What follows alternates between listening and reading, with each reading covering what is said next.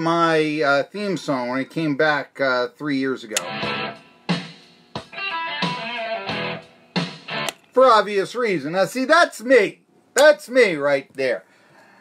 Whatever that bumper music we played coming back in the last time is not me. I'll just point that out right there. So I wanted Back in Black, and then I was all prepared. I was going to Back in Black was going to be the new theme song of Tri-City Sports Now when I was coming back, because I was coming back to WEMB. I had been here in 1996 and a bit of 1997, and actually a bit of 1996 as well. It wasn't a whole year. But anyway, I did the Unicoi County football. I had a sports talk show here, and then Jim Crawford fired me for reasons of things that I didn't do, and I always was, well, there you go. So remember that if he comes looking to sell you something here, okay? But anyway, there you go. Enough of that, I suppose. But I wanted to have Back in Black as my theme song. And then it came to me, and then 10 minutes before the show was going to start. You can't do that because we might have to pay royalties. Now, you don't have to pay royalties if you play the song 12 seconds. I think that's the deal. Okay, and so it's like a 12-second spot. So sometimes you hear me, and what I'll do is I'll play it for, say, 10 seconds, turn it down, play it for another 10 seconds. You know, you hear me do that with songs. Okay, then we don't have to pay royalties when that occurs that way. But that's how we got extreme sports music. I'll close out with it. That's the name of the thing. That's how we got the name of the Tri-City Sports Now theme song that we do. It's basically standard, you know, audio and all that. I was listening to some of these songs we have on here because you don't have to play royalties, and I do hear, yeah, some of these songs on various outlets, commercials, and all that. But regardless, you know what else is me? I guess is, well, it's not. I guess what else is me is talking baseball, and what else is me is telling you about the Pittsburgh Pirates winning yesterday 18-5 with a bit, I guess you could say, of baseball history being made. First of all, the Pirates, they jumped out to a 4-0 lead when Josh Bell, the cleanup hitter of the Buccos, hit a home run, still nobody out with 2 men on, and a 1-0 Pirates lead in the bottom of the first. And here's how that home run sounded. And there's a line drive deep to right field. Ring your bell, Mr. All-Star. 1 week from tonight, he'll be in the home run derby. Little preview for you. How do you like the 23rd home run of the year for number 55, Josh Bell? And the boys are back in town. By the way, that was Greg Brown and Steve Blass. Remember, I was talking a little bit about the Betsy Ross flag is now racist. Remember, it wasn't that long ago, I guess it was last month, we were talking to Greg Brown on this very show. He's an old friend of mine. And these cries of Steve Blass being called a racist because basically he didn't make a comment about Ron Acuna Jr.'s jewelry. Went a long way to get, yeah, you got to go a long way. You got to go a long way to figure out that the Betsy Ross flag is racist too, to be honest with you. But anyway, Bell wasn't done. That was home run number 24 in a year. Bell wasn't done now. A fly ball to right field. Ring your bell again. Josh Bell has homered twice. The day after he was named to the All-Star game. And a home run derby participant, he's putting on a show for his home crowd. And the Pirates lead it 6-1. Okay, that, 6-1. All right, Josh Bell's going to be the DH for the National League. Boy, doesn't that sound bad. But anyway, that's his 25th home run. Right? Okay, 2 home runs in the game. Bucks got the ball game settled now. They're going to beat the Cubs. Okay. Hey, we might be in 4th place. We're not that far out of it. Just give us another player, and who knows, we might be able to make a playoff run, that sort of thing. And then Josh Bell history. And the 2-1. A swing and a fly ball out to right center field, and this one is gone! Josh Bell is in his 3rd home run tonight! The first Pirate switch hitter to ever hit 3 home runs in a game. career-high 7 RBIs. He hit a laser just over the wall in right center, and the Pirates are flogging the Cubs 18-5. 18-5, I'd say so. Proving, of course, that a Cub is nothing but a buck gone backwards. Think about that for a little bit and you'll get it. Anyway, but no, it's not the all-time record, but it is the first time. And I wanted to go through that. So Josh Bell, that was the big story in baseball. The game was on ESPN, and like I said, but that's the thing. And you saw that those games in London, and they were high scoring, but they weren't all that compelling when it came down to it. Now, 18-5 is not that compelling. The Pirates basically won that game in the first inning, okay? It's 4-0 after, actually, what was it? Yeah, it was 4-0 after the first 4 hitters, and it's like, you know, Cubs are going to have a tough time. I mean, they're not out of it. They got 24 outs left, but, you know, yeah, this is, that's going to be tough to come back from that. You know, you get that when you're in a ballpark. But then it became following the individual player. In this case, Josh Bell, who is keeping Science Hill's Will Craig down in the minor leagues. He'll play in the Legends game. Okay. But it's another thing, all right? So, you know, Craig had played some third base before in his career, and so you wonder if the Bucks won't be trying to move him. They were moving, was it Cervelli, from first base because of Josh Brown. That's a no-brainer.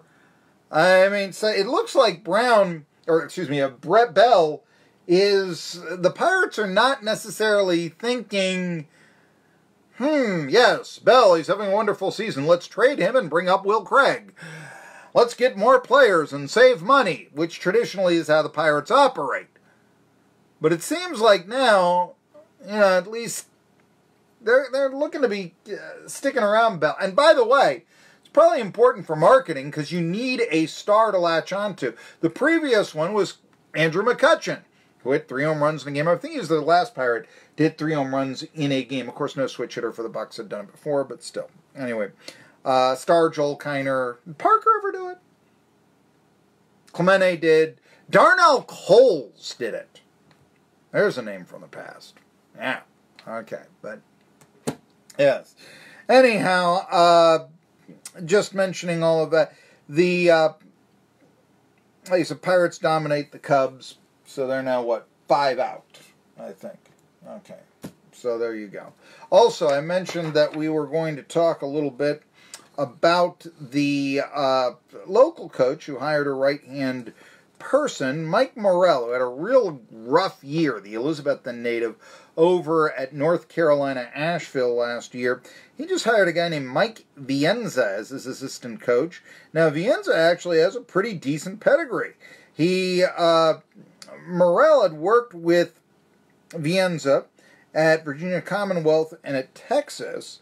And so, you know, Shaka Smart disciple, Mike Rhodes disciple of Virginia Commonwealth or VCU. He had just spent the last couple of years at VCU in Richmond as the director of student-athlete development. So you can see why he wanted, a real sit-on-a-bench, hands-on assistant coaching job. Rams did go to the NCAA tournament last season, which is something that the Bulldogs were, I think they won 4 games last year. They were very far away from and such. So anyway, you know, there's been the VCU putting out some pretty good coaches. We'll have to wait and see if Vienza is there, but Mike Morell from Elizabethton thought that he was. Vienza also was a 1,000-point scorer, basically from the outside, at Colgate. It's from Westfield, New Jersey. So he'll be coming down, you know. And he got his master's degree, actually. Sport leadership in 2016 from Virginia Commonwealth, and in kinesiology from Texas. That was 2 years ago. Got a learned man there on the staff, Morell did at Asheville. I want to see ETSU and UNC-A play each other every year. Every year. They used to, Ed DeChelse's first victory, first game, they opened up in 96. It was ETSU, beat the Bulldogs. ETSU had a horrible team, I can imagine. Look, I know that the Bucks will probably win more than they lose there. I don't know how competitive it'll be. I've said this a million times, though. ETSU against UNC-A in basketball, that has the makings of a classic rivalry. Absolutely. Geographic. Johnson City and Asheville. Easy to get to, just down 26. How about culturally? Let's face it, Johnson City's really conservative. Asheville's pretty darn liberal. That makes for a good rivalry. The fact that it would probably be played in November, out of conference basketball, doesn't necessarily make for a big rivalry. But you know what? Clemson and South Carolina play, and that's kind of a rivalry. How about Tennessee and Memphis? That's a big rivalry. A lot of people think that the biggest victory, or at least the most talked about victory, that the Buccaneers ever had in the Atlantic 10 was not necessarily against Belmont. It wasn't their victory against, say, Georgia and Hawaii, nor was it, say, winning the ASUN tournament and going to the NCAAs. A lot of people think it was an overtime victory won on a D'Amico Childress basket, if memory serves, against Chattanooga in the early days of the conference. They had a post-game talk show on the radio broadcast of ETSU, could never get any phone calls except after that game, that victory against Chattanooga. But is the rail rivalry anymore? I've wondered that. Chattanooga's really in the nadir right now of their Division I basketball existence. A couple of losing seasons. That's very un-Mock-like. And they collapsed at the end of their last winning season, the 19-victory campaign of 16-17. ETSU hasn't lost to Chattanooga on the hardwood since the 2016 Southern Conference Tournament. You still have geography there, don't get me wrong. But yeah. Here's a question now. This actually was, I know SoCon John Hooper was spreading this story all around, and we won't be able to, I think, get to the USWNT, and I did mention a little bit about how they've been polarizing and such. Maybe talk a little bit more about that tomorrow, but I actually think there are people that are probably rooting right now for England in the game that's coming up in just a few minutes, just because the USWNT team has seemingly been so political, so polarizing. Now, again, it's their right to be political and to vote the way they want to. Don't get me wrong. They can take the stand on the issues they want to and all this, but one wonders if it isn't throwing away, let's say, half the audience. Okay.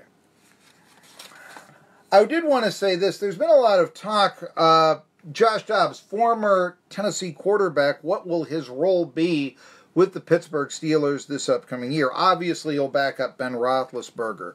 But the Steelers signed Devlin Hodges, and there's a big story written by Jim Wexell, who I know. He's a Steelers writer up in Pittsburgh, and writes for Steelers 24/7. Anyway, writes about how, against ETSU, although he doesn't mention it, Devlin Hodges, now in the Steelers camp in Johnson City, broke Steve McNair's FCS career passing record.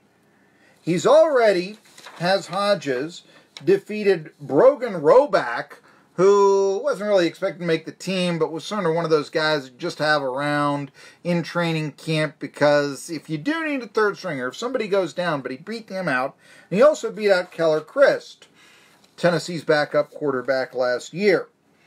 Here's the thing. I think it's time that Mason Rudolph will probably overtake Josh Dobbs on the depth chart. He makes more money and he was drafted higher. Can Dobbs, though, who was only 6 of 12 last year for 43 yards and a pick, beat out Hodges? Already, the SoCon passing leader is getting stories written about him. Irwin, Real Sports Talk.